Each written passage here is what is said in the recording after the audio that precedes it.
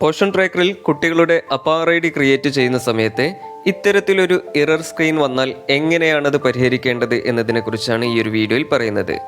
അതായത് കുട്ടികളുടെ APAAR I D create ചെയ്യുന്നതിനായിട്ട് അപ്പാർ ഫോം മുഴുവനായിട്ടും ഫില്ല് ചെയ്ത് ഏറ്റവും അവസാനം സബ്മിറ്റ് ചെയ്യുന്ന സമയത്ത് ഇതേ രീതിയിൽ data entered does not match with the Aadhaar details എന്നൊരു സ്ക്രീന് തെളിഞ്ഞു വരികയാണെങ്കിൽ ഇതെങ്ങനെയാണ് പരിഹരിക്കേണ്ടത്, എന്തുകൊണ്ടാണ് ഇതിങ്ങനെ വരുന്നത് എന്നതിനെക്കുറിച്ചാണ് ഈ ഒരു വീഡിയോയിൽ വിശദമായിട്ട് പറയുന്നത്.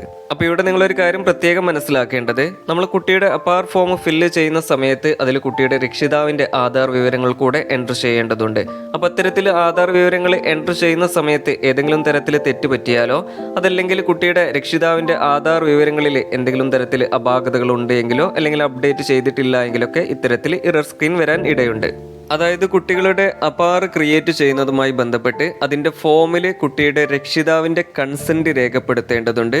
അതിന് തൊട്ടു താഴെയായിട്ട് കുട്ടിയുടെ രക്ഷിതാവിൻ്റെ, അതായത് അച്ഛൻ്റെയോ അമ്മയുടെയോ അതല്ലെങ്കിൽ ഗാർഡിയൻ്റെയോ ആധാർ നമ്പറും പേരും രേഖപ്പെടുത്തേണ്ടതുണ്ട്. അപ്പോൾ രക്ഷിതാവിൻ്റെ ആധാർ വിവരങ്ങൾ രേഖപ്പെടുത്തുന്നതുമായി ബന്ധപ്പെട്ട് ഈ ഒരു ഫോമിൽ മുകളിലായി തന്നെ റിലേഷൻഷിപ്പ് വിത്ത് ചൈൽഡ് എന്നൊരു കോളം കാണാൻ സാധിക്കും.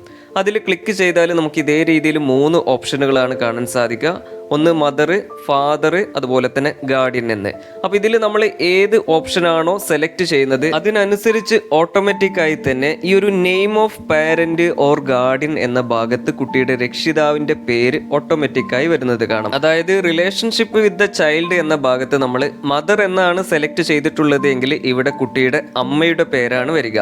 ഇനി അഥവാ ഫാദർ എന്നാണ് സെലക്ട് ചെയ്തിട്ടുള്ളതെങ്കിൽ അച്ഛൻ്റെ പേരാണ് വരിക. അതുപോലെ ഗാർഡിയൻ എന്നാണ് സെലക്ട് ചെയ്തിട്ടുള്ളതെങ്കിൽ കുട്ടിയുടെ ഗാർഡിയന്റെ പേരാണ് നമുക്ക് ഈ ഒരു ഭാഗത്ത് കാണാൻ സാധിക്കുക. അപ്പോൾ ഇവിടെ നിങ്ങൾ പ്രധാനമായിട്ടും അറിഞ്ഞിരിക്കേണ്ട ഒരു കാര്യം, നമ്മൾ പണ്ട് ഈ ഒരു കുട്ടിയെ പോഷൻ ട്രാക്കറിൽ ന്യൂ രജിസ്ട്രേഷൻ ചെയ്യുന്ന സമയത്ത് കുട്ടിയുടെ രജിസ്ട്രേഷൻ ഫോമിൽ കുട്ടിയുടെ അമ്മയുടെയും അച്ഛൻ്റെയും പേര് നൽകിയിട്ടുണ്ടാവും. അപ്പോൾ ഇവിടെ മുകളിൽ നമ്മൾ റിലേഷൻഷിപ്പ് സെലക്ട് ചെയ്യുന്ന സമയത്ത് അന്ന് നമ്മൾ രജിസ്ട്രേഷൻ ഫോമിൽ നൽകിയിട്ടുള്ള ആ ഒരു പേരാണ് ഇവിടെ ഓട്ടോമാറ്റിക്കായി ഫെച്ചായി വരുന്നത്. അപ്പോൾ ഇവിടെ ഓട്ടോമാറ്റിക്കായിട്ട് ഫെച്ചായിട്ട് വരുന്ന ഈ ഒരു പേര് അവരുടെ ഏറ്റവും പുതിയ ആധാർ കാർഡിലുള്ള പോലെ തന്നെയാണോ എന്ന കാര്യം ചെക്ക് ചെയ്യണം. ഇനി അഥവാ അവരുടെ ഏറ്റവും പുതിയ ആധാർ കാർഡിലുള്ള പോലെയല്ല നമുക്ക് ഇവിടെ ഈ ഒരു പേര് കാണുന്നത് എങ്കിൽ നമുക്കത് ഇവിടുന്ന് തന്നെ എഡിറ്റ് ചെയ്യാൻ സാധിക്കുന്നതാണ്.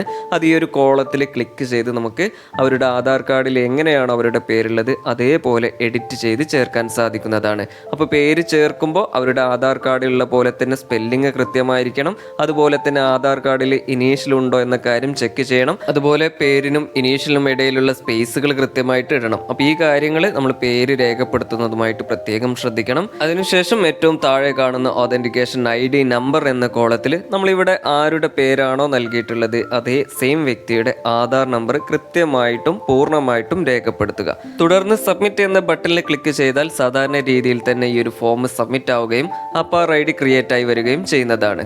ഇനി അഥവാ വീണ്ടും ഇതേ രീതിയിൽ തന്നെ എറർ സ്ക്രീൻ വരികയാണ് എങ്കിൽ അപ്പോൾ ഒന്നുകിൽ നിങ്ങൾക്ക് ഈ ഒരു കുട്ടിയുടെ അമ്മയുടെ ആധാർ കാർഡിന് പകരം കുട്ടിയുടെ അച്ഛൻ്റെ ആധാർ വിവരങ്ങൾ നൽകിയിട്ട് ഈ ഒരു ഫോം ഫില്ല് ചെയ്ത് നോക്കാവുന്നതാണ്. അതല്ല എങ്കിൽ നിങ്ങൾ ആരുടെ ആധാർ വിവരങ്ങളാണോ ഇവിടെ നൽകിയിട്ടുള്ളത് ആ ഒരു വ്യക്തിയുടെ ആധാർ അപ്ഡേറ്റ് ചെയ്തിട്ടുണ്ടോ എന്ന കാര്യം ഉറപ്പുവരുത്തേണ്ടതാണ്. അതുപോലെ അപ്ഡേറ്റ് ചെയ്തിട്ടുണ്ട് എങ്കിൽ ഏറ്റവും പുതിയ ആധാർ കാർഡ് പ്രകാരമുള്ള വിവരങ്ങളാണ് നിങ്ങൾ ഇവിടെ നൽകുന്നത് എന്ന കാര്യം ഉറപ്പുവരുത്തേണ്ടതാണ്. ഇനി അഥവാ അപ്ഡേറ്റ് ചെയ്തതിനു ശേഷം അവർക്ക് പുതിയ ആധാർ കാർഡ് ലഭിച്ചിട്ടില്ല എങ്കിൽ അവരുടെ ഇ ആധാർ ഡൗൺലോഡ് ചെയ്യേണ്ടതും ആ ഒരു ഇ ആധാർ കാർഡ് പ്രകാരമുള്ള വിവരങ്ങൾ നൽകേണ്ടതുമാണ്. അപ്പോൾ ഇത്രയും കാര്യങ്ങളാണ് ഇതുമായി ബന്ധപ്പെട്ട് നിങ്ങളിലേക്ക് പങ്കുവെക്കാനുള്ളത്.